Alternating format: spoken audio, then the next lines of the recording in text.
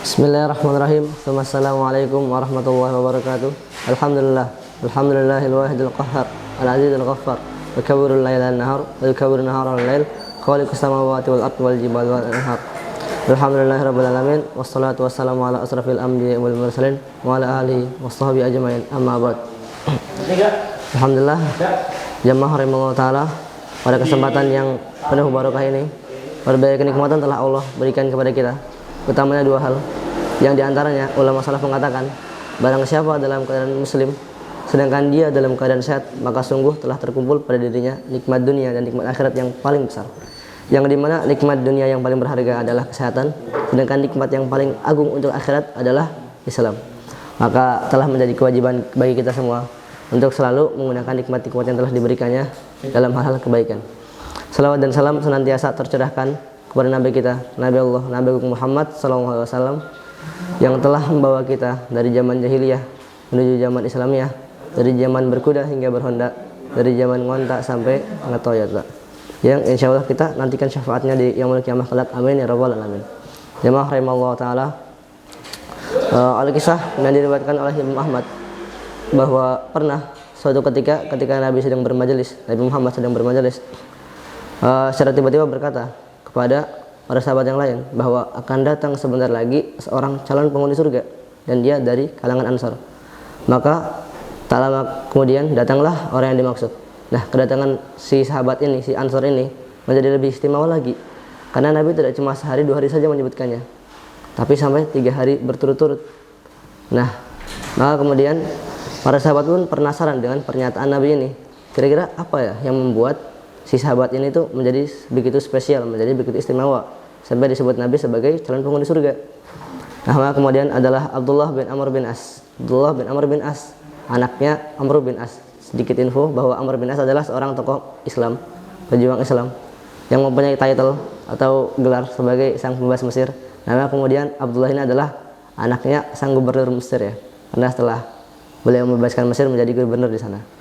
Lanjut ke cerita. Nah, maka kemudian adalah Abdullah bin Amr bin As berinisiatif untuk mencari tahu jawaban dari pertanyaan para sahabat yang penasaran tadi. Bagaimana caranya? Caranya dengan menetap tinggal di rumah si Ansor tersebut selama 3 hari. Apakah ada ibadah khusus ataukah ada amalan istimewa yang dilakukan oleh si sahabat Ansor tersebut?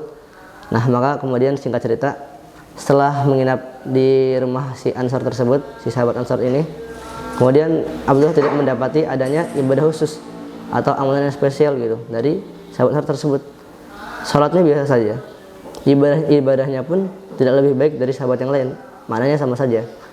Nah, kemudian setelah selesai hujah beliau, selesai hajat beliau, akhirnya beliau pun berterus terang bertanya kepada yang bersangkutan, si sahabat Ansor. Nah, si sahabat Ansor pun hanya menjawab normatif saja.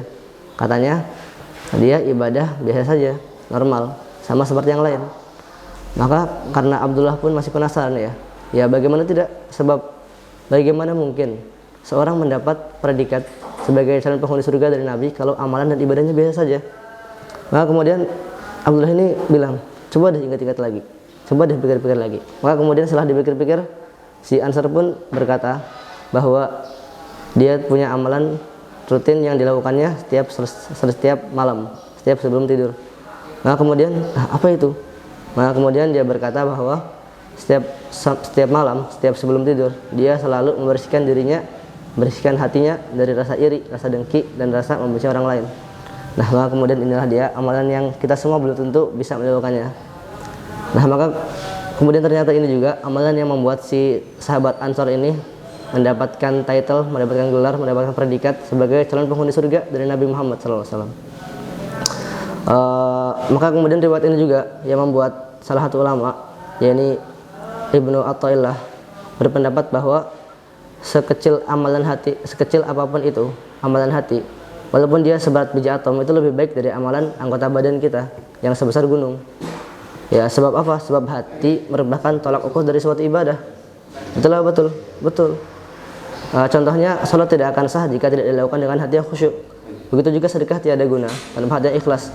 Begitu juga pun haji tidak akan mabrur jika dilakukan dengan tidak menggunakan hati. Apalagi kita sekarang sedang berada di bulan Ramadan, bulan yang kita diperintahkan dalamnya untuk berpuasa. Kemudian tidak akan sah puasa kita jika kita tidak berniat menggunakan hati kita. Maka bahkan lebih baik hati yang merendah akan maksiat daripada hati yang meninggi karena sama akan ibadah. Maka kemudian jamaah rahimahullah taala, oleh sebab itu marilah kita sama-sama berhati-hati dan menjaga hati kita. Karena hati merupakan segala awal, segala sumber dari munculnya suatu keimanan. Merupakan benih awalnya dari suatu keimanan. Nah, maka jamaah rahimahullah taala, mungkin kita mari kita sama-sama senantiasa menjaga hati kita.